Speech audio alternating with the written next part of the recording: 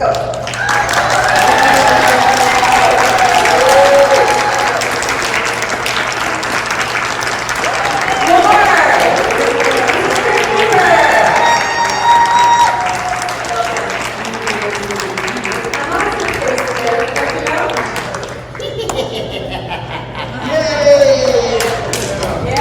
I want to thank you all for walking, crawling, and wheeling yourselves in here for tonight.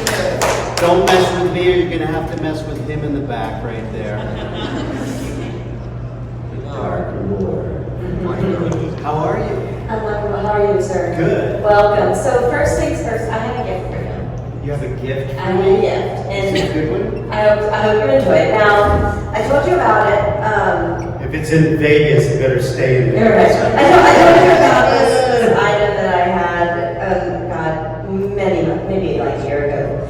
But I went out and I dug it out and I found it. So when I was 10 or 11 years old, I marched into the Scholastic Book Fair with my $10 and proudly bought Jokes. Oh my God. That's great.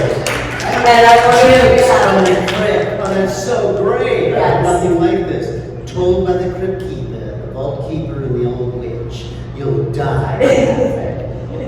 Let's see, we have to do a couple. From 1993, y'all.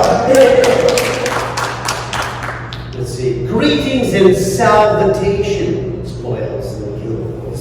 It's nice to have you in our clutches again, because we have something to tell you, something very important. It has recently come to our attention that you consider us creepy, that you think the three of us are a moldy old bunch of perverts who sit around all day, putrefying and growing fungus and being boring. Yes, we do. Well, we're here to tell you that you are wrong. In fact, you have made a grave error. Perhaps there is a fungus among us. Maybe there is a mold in our fold. And perhaps we are odoriferous and ugly. But boring? Never.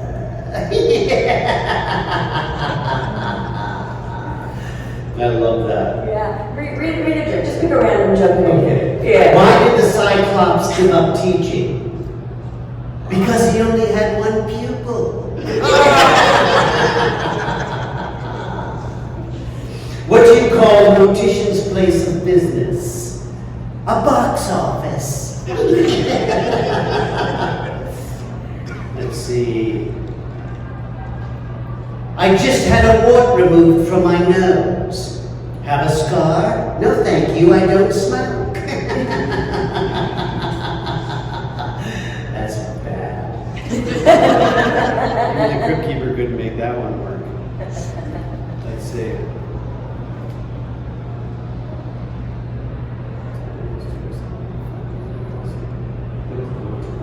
What did the mortician sing after a particularly nice funeral? Oh, what a beautiful morning.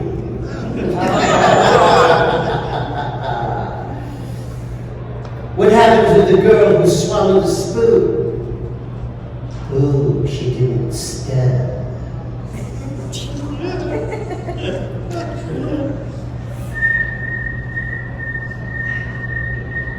Crickets. These are jokes, folks. These are jokes. They're jokes for a fourth grader, though. What did the missionaries give the cannibals? Their first taste of Christianity. That's a good one. We'll finish on that one. Thank you. That's amazing. I hope you enjoy it. I will. Add to your collection. I will. It's amazing because I got to. Thank you. Don't pull back. It's amazing because I pretty much got to meet each and every one of you this weekend. I always love that when we're at one of these conventions and it's just not all transient faces, that we actually get to hang out a little bit. Got to talk to everybody, and it was a lot of fun for me. A lot of people don't know this about me, but I'm a huge horror fan as a kid, and I collected tales from the Crypt comic books. I probably had a number of pre-code comics that my mother unwittingly gave away to some kid down the street, not knowing that she gave away my college education. any particular favorite story from the comics? You know, there was this one that was about, and I don't think we never did it as an episode. I couldn't tell you what the name of the episode was. I just remember that it had a see-through casket where the guy could see out, and he was alive, and nobody knew that. Everybody thought he was dead because he was, you know, in some kind of suspended thing.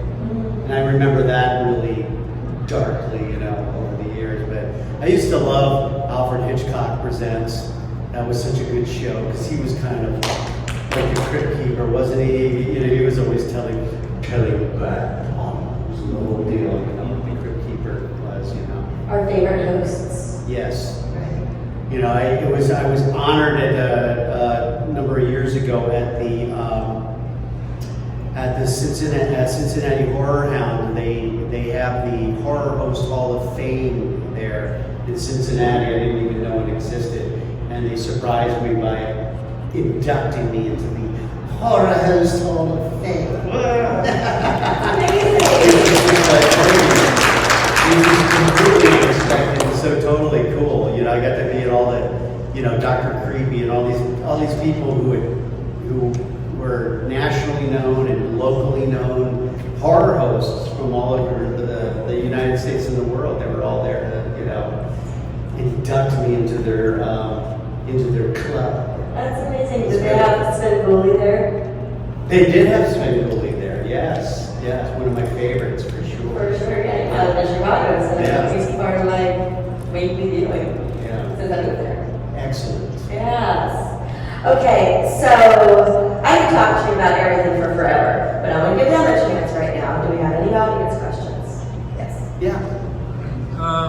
When the Stephen King film known as Creep Show came out and he made his own horror movie comic or whatever, what did you think about that, especially when they finally made a Creep Show series and some comic books and all that stuff later on? You know, I loved it all because, I mean, that came actually even before I got to play the Crypt Keeper, you know, obviously. I mean, it was more new stuff in Creep Show. Obviously, they've tried to make more and more new stuff that's in the main vein of Tales from the Crypt.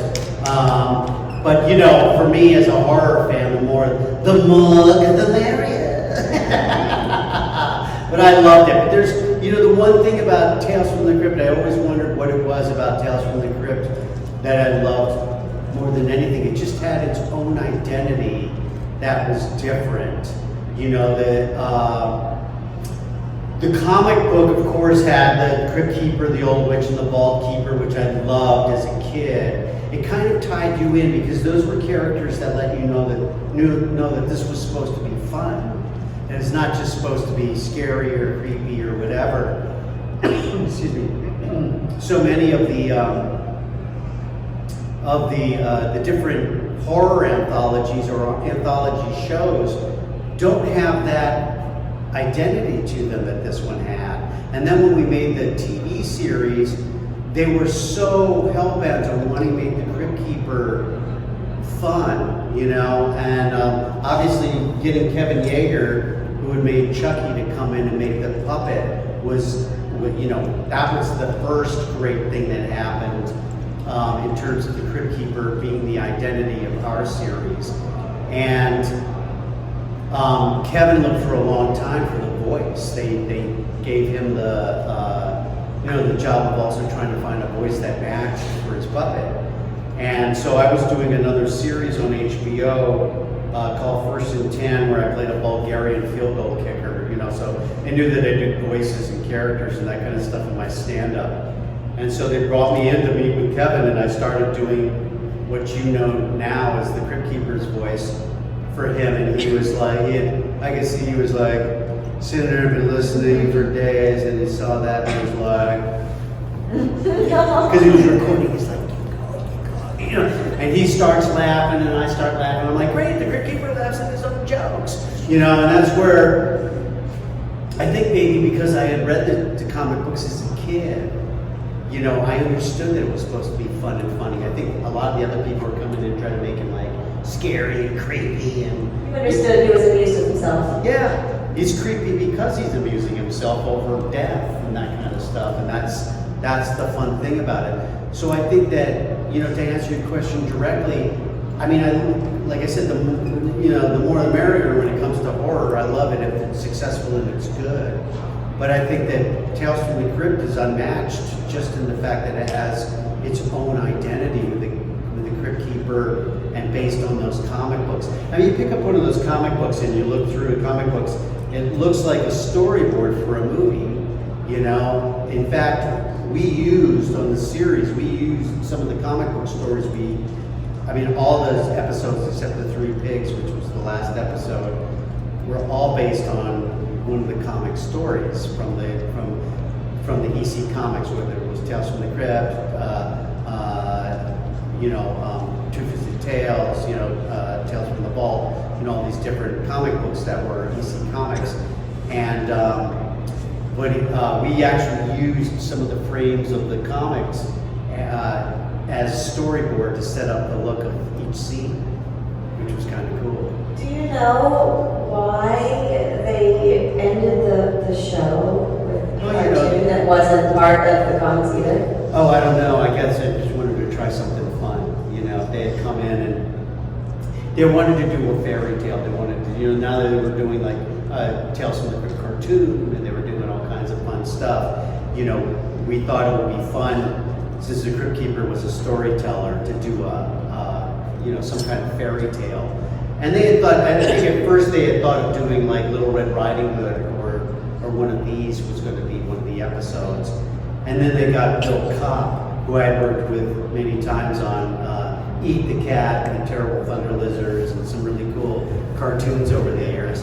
And Bill said, they were like, Little Red Riding Hood's just not working out like the way we thought it would be, in terms of the story. That would be fun. And he goes, well, what about the Three Pigs? We get some good voice actors in here, we'll do it, and they go, well, who should be the narrator? He goes, what are you talking about? I got the Crypt Keeper. He's the best narrator you could have. So that's how that came to become done. That last season wasn't originally, seventh season wasn't originally supposed to be there. Back then nobody was making that many episodes for cable. They didn't have very much money to make shows. The budget fell on the producers to come up with another way to have the shows made. In return, they got to keep the show once it was done, as opposed to the network owning the show, which they now do. If you look on HBO, you don't see any of their earlier shows because they didn't own any of them. Because they couldn't, but they didn't have the money to budget them themselves. Now all those cable networks are owned by the bigger networks or the bigger studios. That's why my first intent DVDs say CBS. The reason it says CBS is they had sold the rights to do it with CBS. We did. First and 10 was my first series. It was done on HBO. It was about a football team, and it had the identity that HBO always had, which was, sports, sex, and comedy. Obviously there was brought in for the sex part. No, I'm kidding. But and so we would shoot it both ways, with the language, with the nudity, without the language, without the nudities, that kind of stuff. Because they knew they wanted to sell it for late night on CBS, in syndication, which of course would have been some nice residuals for me. But then the whole O.J. Simpson thing happened, and they pulled it off the air. And, For those who don't know, OJ was a major part of that show. He was not only a producer, but he was on the show. He played the general manager and that kind of stuff. So on the series, and they had other real football players on the show over the years too. It was a great show. Don Gibb, who we all know from Revenge of the Nerds, was on the show. He played the linebacker. Come on, Tom Graham, let's go to a party. But it was a fun show to do. But that's why the DVDs, which at that point had been licensed to CBS for late night, that's probably they trying to get some of their money back by selling them on DVDs. Do you know where they put laugh tracks on them? They added that, yeah. Why? I do not know. It doesn't work. It's stupid. It I don't really know. sounds bad. You're preaching to the choir. And I saw Showing that the show was originally one camera it was film. a comedy, but it wasn't a sitcom. It had serious scenes where Yeah. guys were, Yeah. were addicted to steroids trying to stay, in the game of football and stuff like that, and got killed, and I mean that kind of stuff. Obviously, again, I was part of the comic relief, had the craziest storylines, but I loved your fiance. oh my God, yeah, played by Valerie Landsberg, played my transsexual wife. She goes, just so you know, Zagreb, I used to be a man. He goes, that's okay, I used to be communist. But some really bizarre stuff. Time to dance in the Philippines. Yeah, I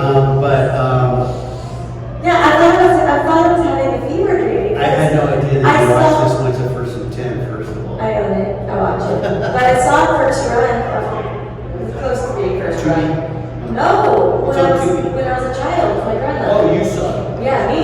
When I was a child with my grandmother, and It's on Tubi now, you can watch I it. don't listen to it, but But just to finish one thought before we go on, was that when they edited them for regular television, I think they thought they had needed to pace it up or whatever, and so for part of play it more for the fun, and so some of the episodes they added a laugh track to. It was like, oh my God, this is not what we did. no, and it's not the feel. And I was like, 'cause I was young when I saw it for the first time, and I'm like, and then 20 years later, I was like, was this there before? No. I don't think it was, You're not imagining it. my 10-year-old brain Your maybe was years wrong. of drugs were not playing tricks Oh on my you. God. Thank God. Yeah. Okay, this darling. You'll be next. I officially Go ahead. I didn't know who you were pointing at. I'm a huge fan of the Crypt Keeper. Thank you. Your voice is the voice of what I remember from my childhood. I love Bordello Blood. I love Demon Night? Demon Night. Thank you. Is the Crypt Keeper animatronic or puppet? He was both. He was both an animatronic and a puppet. That's a great question. There's a style of puppetry in the Japanese theater, the kabuki theater, called buraku. And if you've seen it, it's like the guys are in a black shroud and they're moving like almost a full-size puppet across the stage like this. Like one of them's moving the arms, the other one's moving the head. And the guys, even though there's people in these shrouds behind them, you don't notice them. You watch the puppet. That's the style of puppetry that they were using with the Crypt Keeper. One person, Van Snowden, worked the head back and forth and also worked the right hand. And then another actor, puppeteer, moved the left hand, so they would do the hands together like this and coordinate it. It took 3 guys to do the animatronic face. One actor, puppeteer named Brock Winkless was his name. He's no longer with us. Nor is Van Snowden. Sadly, they both died pretty young, but had really, really great careers. I mean, they did some of the small dinosaurs in Jurassic Park, the puppet versions of them, and that kind of stuff. They're really amazing puppeteers. But his job was to do the mouth, and he had a headgear. And when he would move the headgear on his head, it would move the Crypt Keeper's mouth up and down. But then he had this other thing with toggle switches to move this part of the mouth. So it'd be like, hello, creeps, how are you? The kind of thing. And then somebody else had to make the face and the eyes and the tongue move on the face. But to have that many different puppeteers all coordinating to make the one character come to life was amazing. That's how good they were. But so I could go into the studio and record for them, like a rock video. The rock video, it's usually the artist is lip syncing to the song that they pre-recorded. Well, this is no different. I would pre-record, my performance. They would see my performance, sometimes even record it so they could get kind of like what my movements were or what my body rhythms were. And then all the puppeteers could rehearse together. But at some point they got so good at it that, like Brock, who's just doing the mouth, the other guys could do whatever they wanted to do. But he'd sit there watching me, and I would slow him down just a bit. And he would go, hey, slow him down just a bit. And he'd be like that far behind me, you couldn't even really tell. So we could actually even do like live interviews with the Crypt Keepers. It was pretty amazing. They were pretty amazing puppeteers. I imagine nowadays they might try to do something with CGI or something, or but it you know, they could probably even make it look like it was a puppet so that it would fool the audience. But to me, one of the best things about the Crypt Keeper and why so many people were attracted to it as kids was that it was a puppet. You know, what kid's gonna walk by TV and not want to, you know, hear that voice, see that face, and want to watch it no matter how scared you are of it? It's like a roller coaster. I like to use the analogy, it's like a roller coaster where people go, oh, let's go on that roller coaster. When you're a kid, you're like, I'm not going on that thing. That's fucking scary. No, I'm not going on that thing. And then you finally do go on one, you're like, I want one bigger. I want one scarier, you know? And I think that, you know, the Crypt Keeper is kind of like that, you know?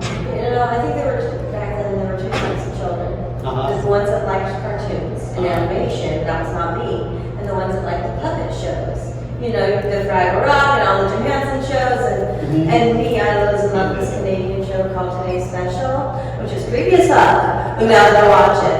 And I show people this, and they're like, and you know, and that's something that attracted me to it in the first place when I was 8 years old. It was a puppet, but I already loved creepy ass puppets, I find out. I loved it all. I loved puppets, you know, I mean, the Ed Sullivan show back in the day, that show you how old I am, was a variety show on Sunday nights and everybody watched it. The Beatles were introduced on that show back in the day. But he had a little puppet named Togo Gigio. He was a little Italian mouse.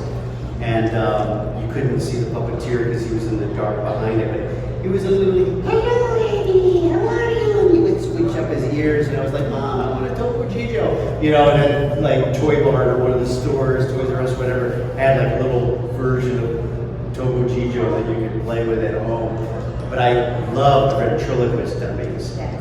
I, you know, stop, look, and laugh in some of those old, you know, Paul Mitchell ventriloquist dummy movies were not only, I mean, there was always the creepy movies with the ventriloquist. In fact, ventriloquist dummy is one with Don Rickles and Bobcat Goldthwait is one of my favorite Tales from the Crypt episodes. But my mother knew that I loved those puppets, and so back in the day when you didn't get arrested for leaving your kid off at the store and go shopping, my mother would, there were 5 of us, my mother would leave us at the Toy Barn, which was next door to the grocery store. And the Toy Barn in Baltimore, where I grew up, was basically like a Costco. Not a Costco, like a Costco or a Home Depot. But it was all toys, so it was just like a big warehouse full of shelves of toys that you could go shopping for your kids for. And so she would leave us off and she'd go grocery shopping and then pick us up afterwards. Well, I would climb up on the shelf with a ventriloquist dummy and having little Jerry Mahoney talking to people as they walked by. And she found out that I was doing this on my 5th birthday. I woke up and there was one sitting at the end of my bed. She got me for my birthday. Were you just I thrilled? still have it. What's that? Were you so thrilled? Oh, I forget it. It was unbelievable. I just, you know, I'd bring him in for show and tell. In fact, I remember bringing him in on St. Patrick's Day when I was probably like in 2nd grade or something. How old was you? Where are you at school at 5 and 6 years old? Kindergarten or 1st grade? Yeah, maybe kindergarten. But I remember bringing him in and taking like wrap something around, like my mom had sold black cloth and I made like a kilt for him, and he had already had a green jacket and he had red hair, and I brought him in for St. Patty's Day and did him with a little Irish accent.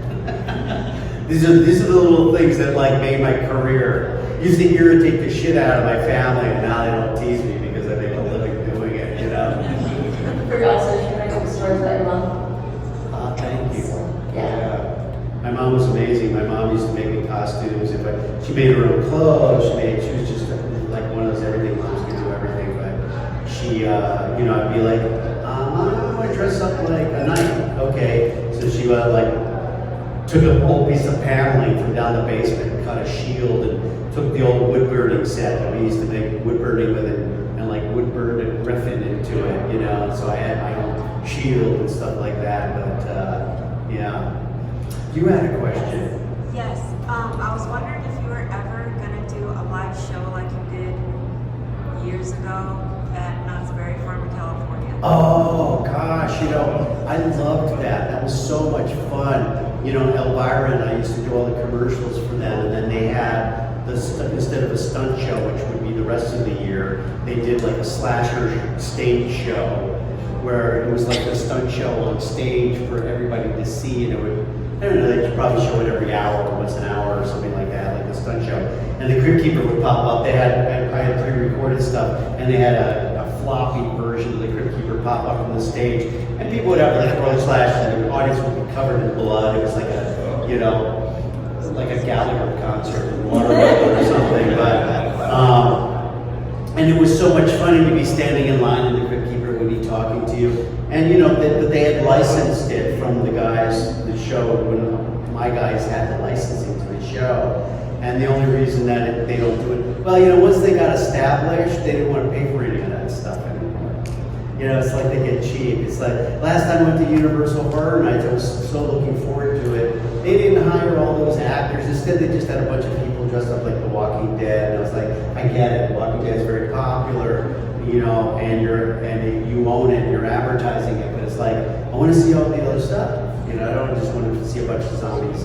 When zombies can't move fast, they don't scare you. It's like, so it was a lot of fun. But maybe one day, we've never been able to get the rights back from EC Comics to do more stuff with Tales from the Crypt. As I was telling somebody this morning, after 30 years, when you're doing a show, the producers that produce the show, the guy who used to do all the merchandising for us is no longer with us. People, I was young when I started doing the show. They were old. But, obviously they did some really cool stuff over the years, but it's a shame we don't have the opportunity to make more stuff. Maybe one day, I don't know, I just keep praying, most of us, and this happens all the time in our business, by the way, a franchise winds up in somebody else's hands, and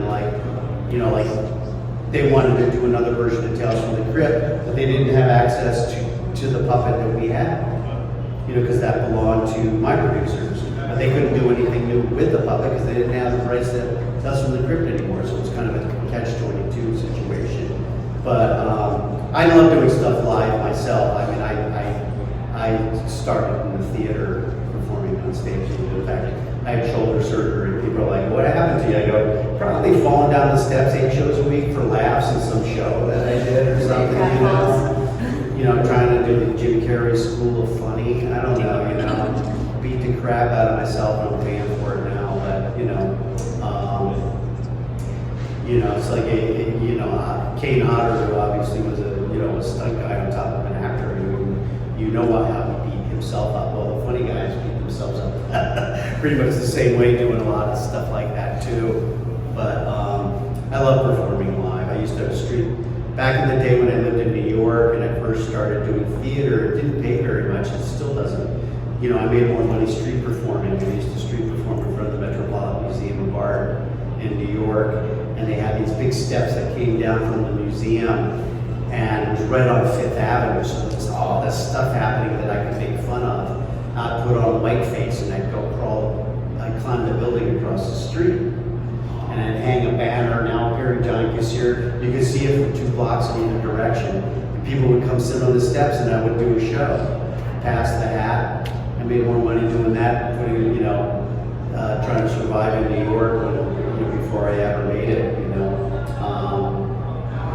5, 6 years, I supported myself through low budget theater and street performing.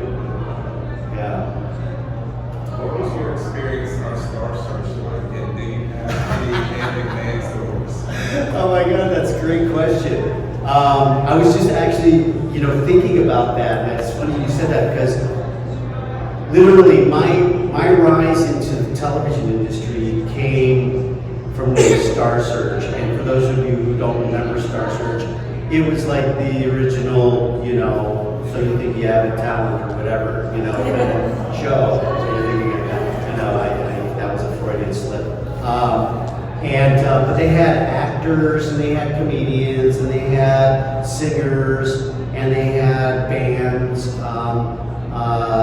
spokesmodels, you know, all the dancers on the show, and you competed against other people in your own category for $100,000, which was, you know, early 1980s was, you know, that was a nice prize money, you know.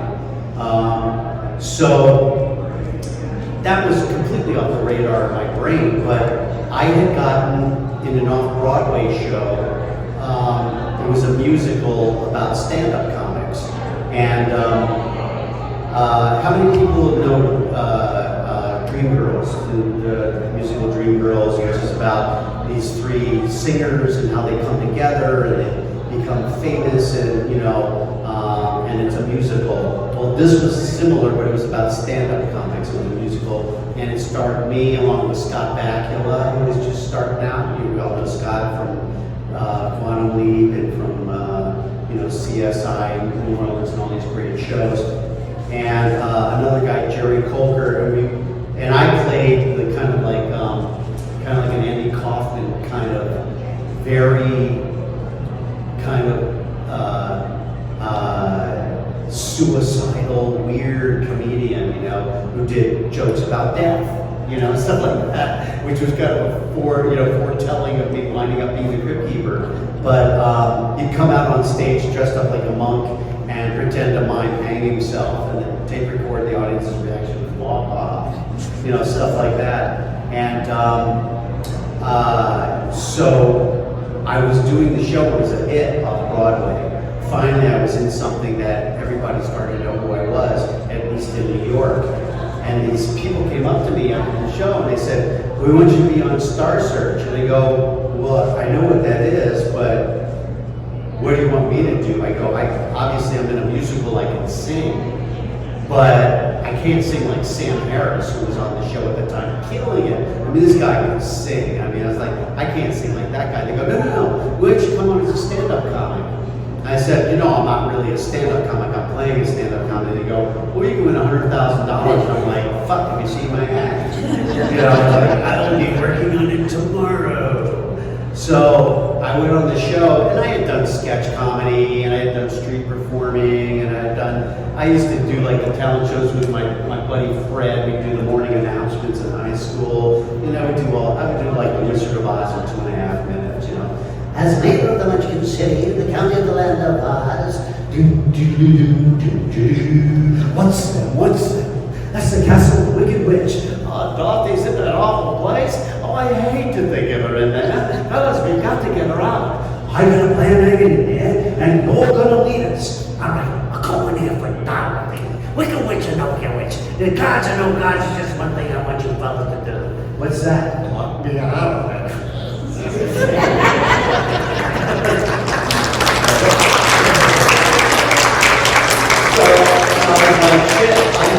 They said you have to do 2.5 minutes. I go, shit, you know, I'll just go on and I'll do like the Wizard of Oz bit. And then if I win, I'll come up with something else. You know, I had to keep coming up with stuff. And so I kept winning. And the next thing I know, I'm like in the semifinals. I'm going up this comedian that had been playing the clubs for a number of years, but nobody knew who she was yet, named Rosie O'Donnell.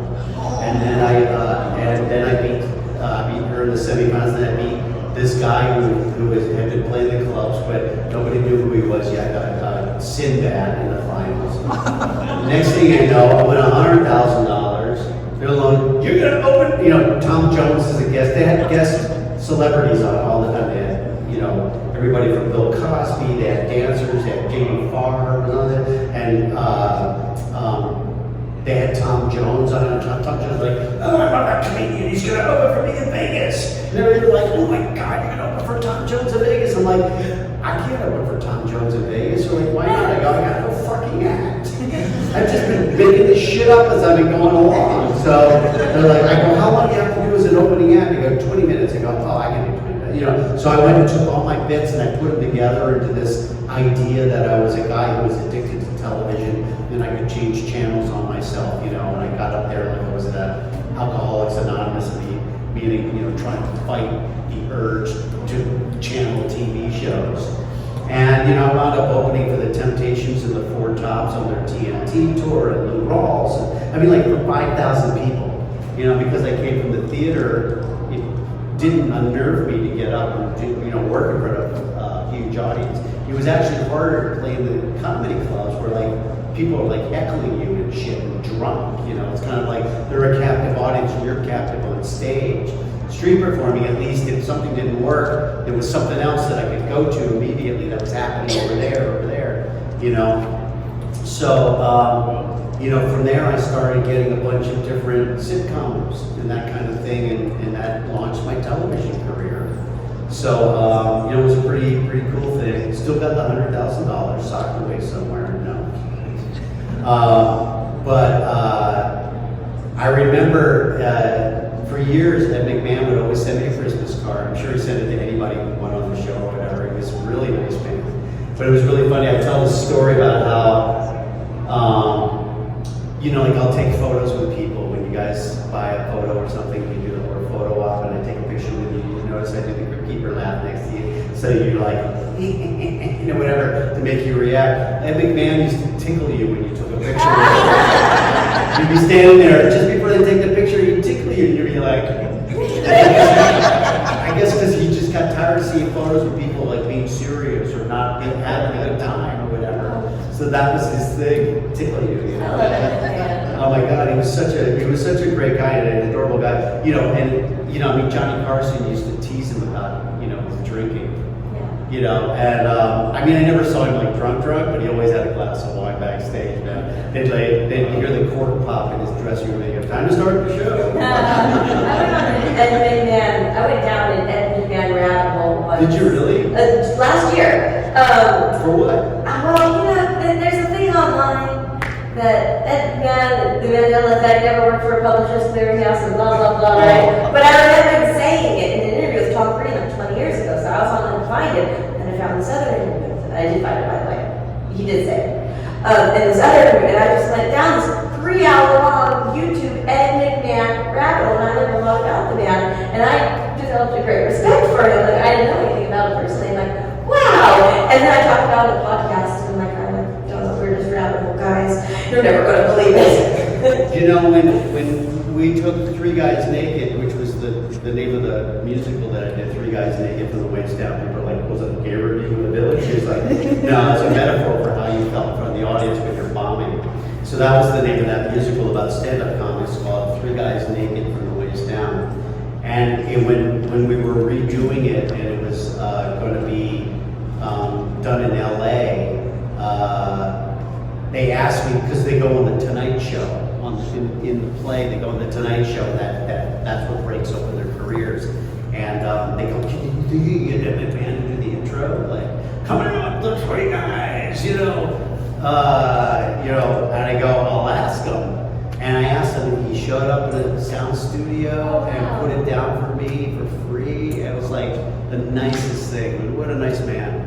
I'm glad you asked me about him, because I rarely get the time to think about him. He lived in the Marina Del Rey, and like the penthouse top of one of those circular buildings overlooking the water and that kind of thing. He'd always said that, like I said, I always get a Christmas card from standing in his yacht with his wife and his kids, whatever. I saw another question over here somewhere. Yes.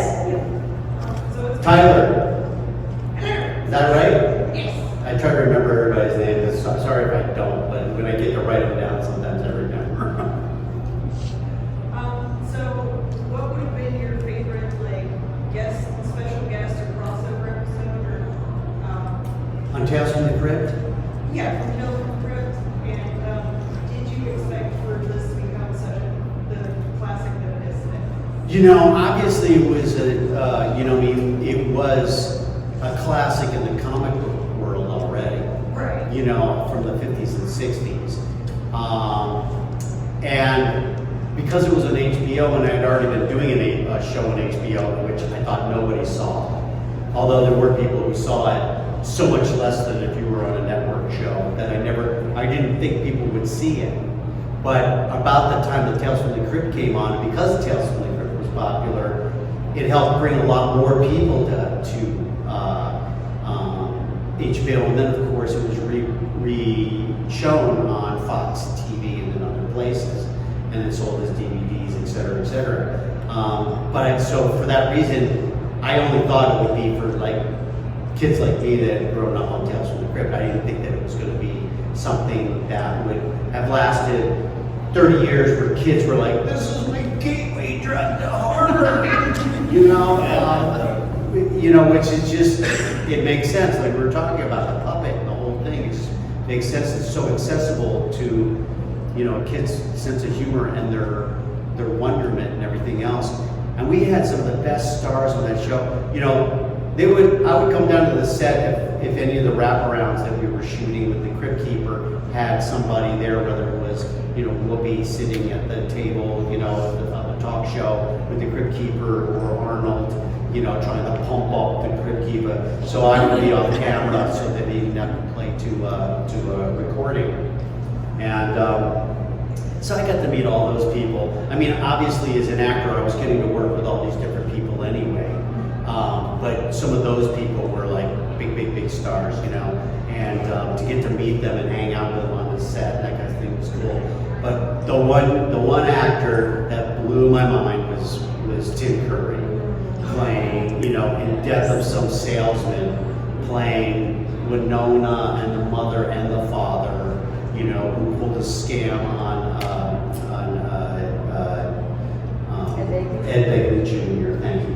And so brilliantly. And he was nominated for an Emmy for that performance. And rarely did any cable series or actor performance on cable, just because it wasn't seen as much, get that kind of nomination for Emmys and that kind of thing. So that may be one of my favorite, if not my favorite, performance on Tales from the Crypt. Obviously, great performances by people like William Sadler, who not only was great in Demon Knight, but in our first episode, The Man Who Was Deaf, where he plays the executioner in the prison. And then, of course, we had Malcolm, I think he might have done more than one. The Reluctant Vampire. See the Reluctant Vampire? Yeah. Gosh, just so many good ones. You know what's really weird is that 7th season, we were only supposed to do the 6th season. I didn't finish that thought before, but we were only supposed to do 6 seasons. And that Oils Well That Ends Well that I started was supposed to be the last episode. But I don't know where that wound up being shown. It may not have even been one of the other seasons, but it started becoming popular in England, so they said we want to see more. And they go, well, it's expensive, we don't have money to make more. They go, well, we'll come up with the money. So they went and shot it over there. If you look at the actors, and they're not my favorite episodes, because they didn't quite get the humor. They didn't get the humor that you don't need to gild the lily to play this kind of acting.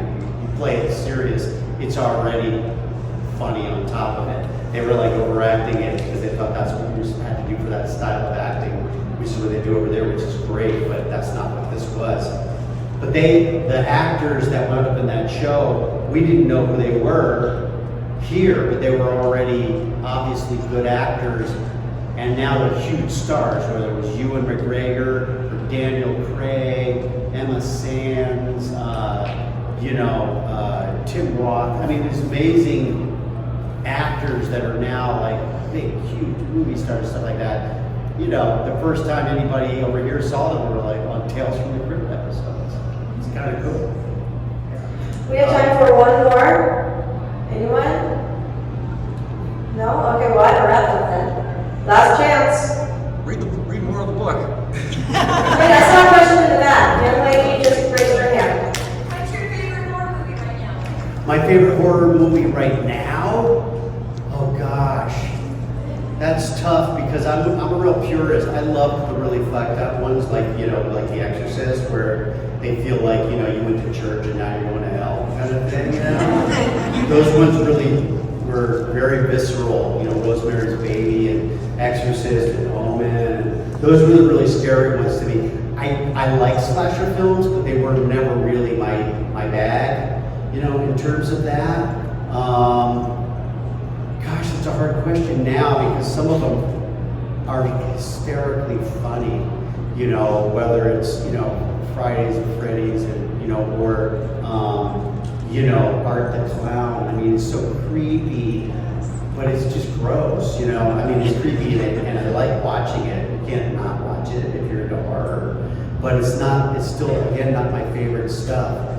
Gosh, now, the Scream movies are fun because they make fun of horror movies, they're always fun. Do you have a favorite, era? 80s, 70s, 60s? What's interesting about the different eras is that they also were trying to make fun of what was going on politically. Yeah. Like all, back in the days where we were all fighting about atomic bombs and stuff, they were doing stuff like The Blob and Attack of the 50-Foot Woman and, that kind of sci-fi stuff. And then, of course, Women's Lib is coming, the next thing Jamie Lee Curtis is doing Winter's Wives, in a horror movie, and women's, women power and that kind of thing, which is kind of cool. I mean, what would be really, it would be fun to kind of see a political horror movie now. That would be fun. What would be really fun to see is a horror movie like Housewives of Beverly Hills. Call it like Dead Housewives of Beverly Hills. And they're all being killed by the plastic surgeons and shit. And I'm sure they'd be into it too. That'd be so funny. Yeah, or Fixer Upper.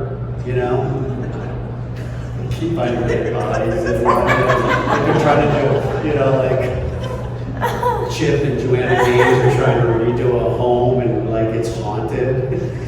And Chip's like, it's demo time. It's like, he comes out with his arm pumping blood out of it. He's lost an arm, and Joanna Gaines, what happened, Chip? For the first time, Chip Gaines is speechless. He's on steroids. Yeah. Right? Amazing. I'm sorry I don't have an answer for that because it's just so hard to think of ones that have really crushed it recently where I'm even the Roger Corman stuff is classic. I watched that as a kid. I mean, the Universal horror monster movies were my favorite as a kid. Anything with a theremin, But, the Roger Corman stuff, especially with Vincent Price, whether it was, House of Wax or, The Tingler, Mask of the Red Death, yeah. Do you have a favorite remake of an old classic? Oh, gosh.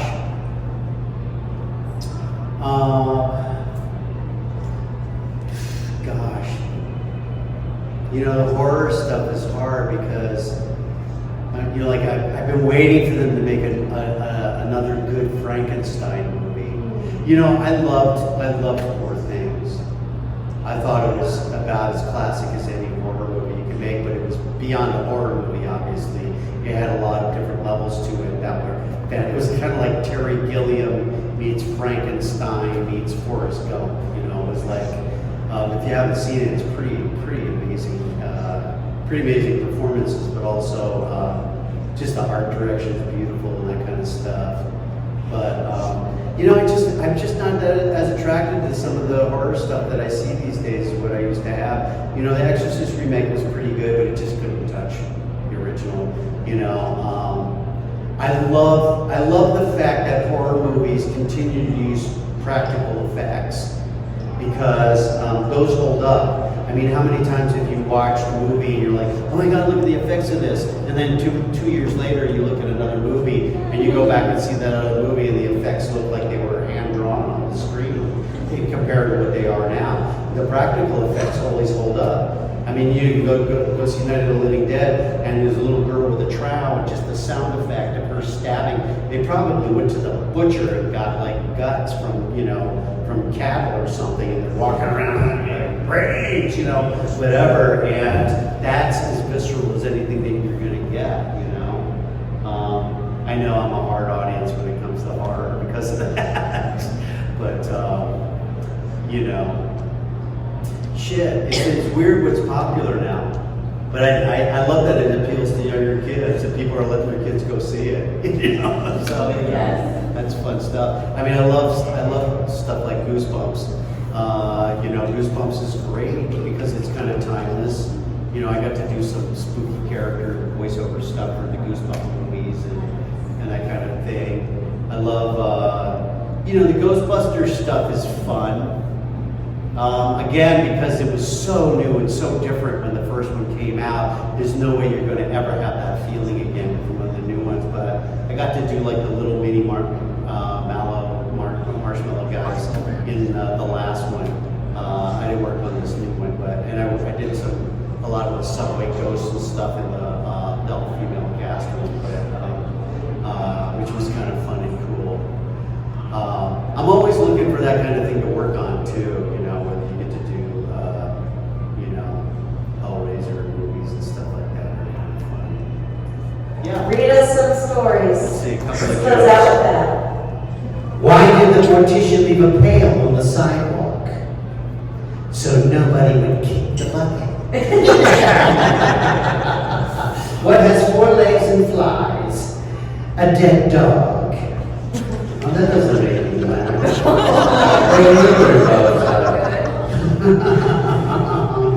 Oh, come on. Let's see what goes. Ho, ho, ho, clunk. Santa Claus laughing his head off.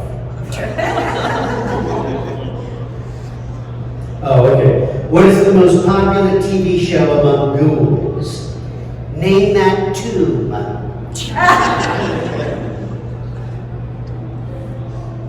Why was George Washington buried at Mount Vernon? Because he was dead. Okay.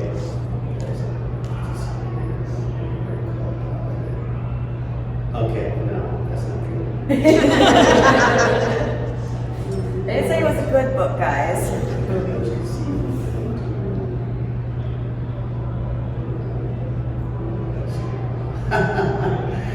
It's kind of funny. Did you hear about the runner who wore white so that cars could see him at night? He was run over by a snowplow. That's a Jeremy Renner joke, actually. Did he get hit by a snowplow? God bless him, he made it, thank God. Heavy metal music promotes violence. Every time I play a Metallica album, my father hits me. All right, that's it, folks. Thank you so much. Wow.